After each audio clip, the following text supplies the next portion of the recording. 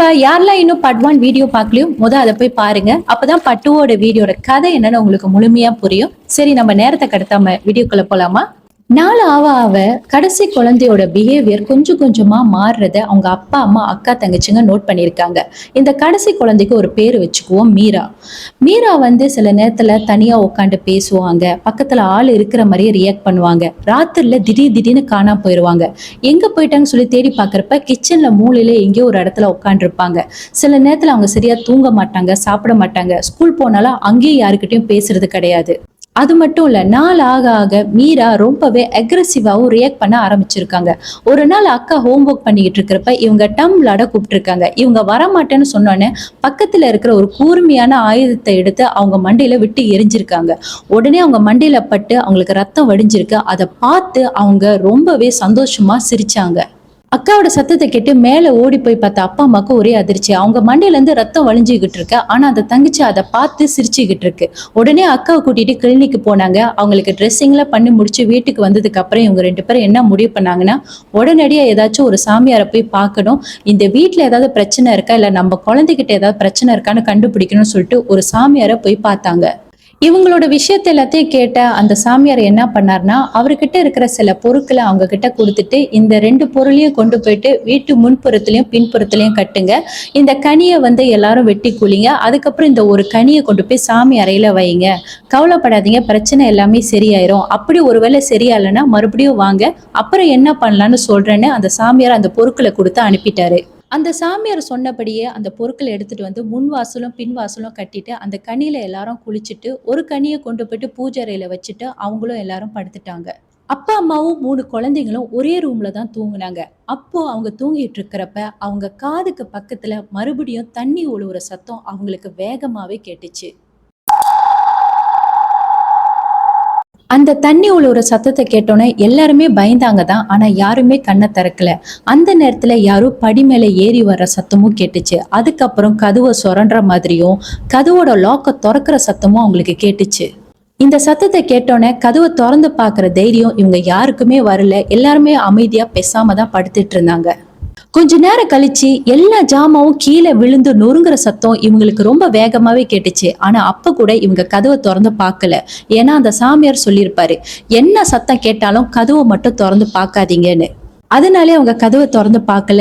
பயந்த பிள்ளைங்களையும் கையை பிடிச்சுக்கோங்க, பயப்படாதீங்க, நாங்க தான் இருக்கோம்ல, அமைதியா படுங்கன்னு சொல்லிட்டு அந்த பயத்திலே எல்லாரும் படுத்து தூங்கிட்டாங்க.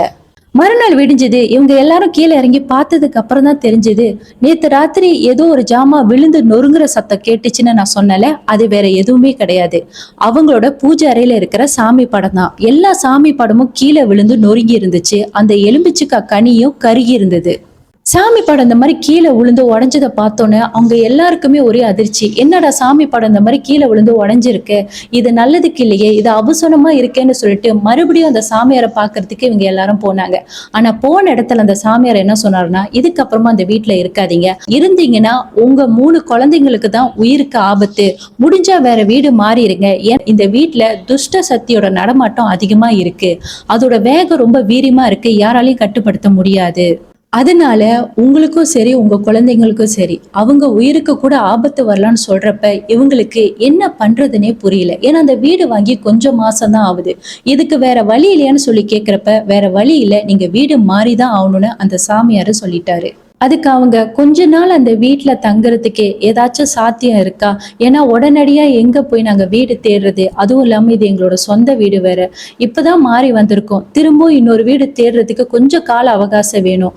அதனால அந்த அமானுஷ்ய சக்தியை கட்டுப்படுத்துற மாதிரி ஏதாச்சும் ஒரு பொருள் உங்ககிட்ட இருக்கான்னு சொல்லி கேக்குறப்ப அதுக்கு சாத்தியமே கிடையாது, எவ்வளவு சீக்கிரம் மாறுறீங்களோ அவ்வளவு சீக்கிரம் உங்களுக்கும் உங்க குழந்தைக்கும் நல்லதுன்னு அந்த சாமியாரு சொல்லிட்டாரு. அப்போ அவங்க சரி, அந்த வீட்டுல எப்படி இந்த மாதிரிலாம் நடக்குது, இதுக்கு முன்னாடி அந்த வீட்டுல யாரு தங்கியிருந்தா, எதனால அது எங்களை டிஸ்டர்ப் பண்ணுது சொல்லி கேக்குறப்ப அப்பதான் அந்த சாமியார், இத போய் உங்ககிட்ட யாரு வீடு வித்தாங்களோ அவங்க கிட்ட போய் கேளு, அவங்களுக்கு தான் இந்த வீட்டோட முழு விவரமும் தெரியணும் சொன்னதுக்கு அப்புறம் இவங்களும் அந்த ஓனரை தேடி போனாங்க. அந்த ஓனர் கிட்ட இந்த வீட்டுல இதுக்கு முன்னாடி யாரு இருந்தா, எங்களுக்கு ஒரே பிரச்சனையா இருக்குன்னு சொல்லி கேக்குறப்ப அதுக்கு அந்த ஓனர் சொன்ன விஷயம் என்னன்னா, இதுக்கு முன்னாடி இந்த வீட்ல கணவன் மனைவி 4 வயசு குழந்தை வாழ்ந்துட்டு வந்தாங்க. அவங்களுக்குள்ள என்ன பிரச்சனை தெரியல, கணவர் பிரிஞ்சு போயிட்டாரு. அதுக்கப்புறம் அந்த வீட்ல அம்மாவும் பிள்ளையும் தான் இருந்தாங்க. அப்போ அம்மாவும் பிள்ளையும் கொஞ்ச நாள் வாழ்ந்துட்டு இருக்கிறப்ப திடீர்னு என்ன ஆச்சுன்னா, பிள்ளைக்கு வைரஸ் ஃபீவர் வந்துருச்சு. அப்ப பிள்ளை இறந்து போயிருச்சு. பிள்ளை இறந்த துக்கத்துல அம்மாவும் இறந்துட்டாங்க. இவங்க 2 பேத்துக்கு அடக்கம் பண்றதுக்கு யாரும் இல்லாம நான் தான் இவங்க 2 பேத்துக்குமே அடக்கமும் பண்ணி வச்சேன். அதுக்கப்புறம் இந்த வீட்டை நான் ரெண்டுக்கு விட்டு பார்த்தேன். ஆனா ரெண்டுக்கு வரவங்க எல்லாருமே இதே மாதிரி பிரச்சனையை சொல்லி பாதியிலே இந்த வீட்டை விட்டு கிளம்பி போயிடுவாங்க.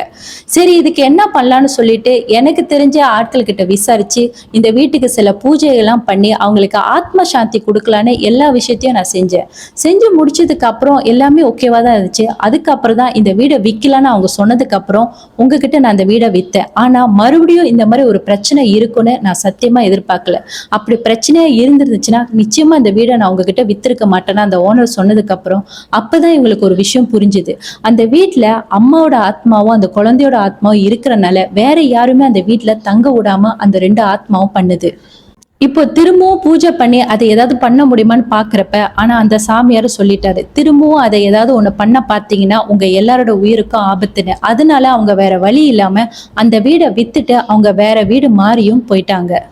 இந்த மோரல் ஆஃப் ஸ்டாரியில என்ன தெரியுதுன்னா, ஒரு வீடு வாங்குறப்ப முதல்ல அந்த வீட்டை நல்லா விசாரிங்க. அந்த வீட்டுல ஏதாவது பிரச்சனை இருக்கா, என்ன ஏதுன்னு எதுவுமே தெரியாம பார்க்க அழகா இருக்கு பிடிச்சிருக்குன்னு சொல்லிட்டு வீடை வாங்கிடாதீங்க. அதுக்கப்புறம் ஏதாவது ஒரு பிரச்சனை வந்துச்சுன்னா ரொம்ப கஷ்டமாயிரும். ஸோ உங்களுக்கு இந்த கதை பிடிச்சிருந்தா மறக்காம லைக் பண்ணுங்க, ஷேர் பண்ணுங்க. அண்ட் யாரெல்லாம் என்ன சப்ஸ்கிரைப் பண்ணலையோ சப்ஸ்கிரைப் பண்ணுங்க. இன்னும் அதிகமான உண்மை சம்பவம் உங்களுக்காக காத்துக்கிட்டு இருக்கு.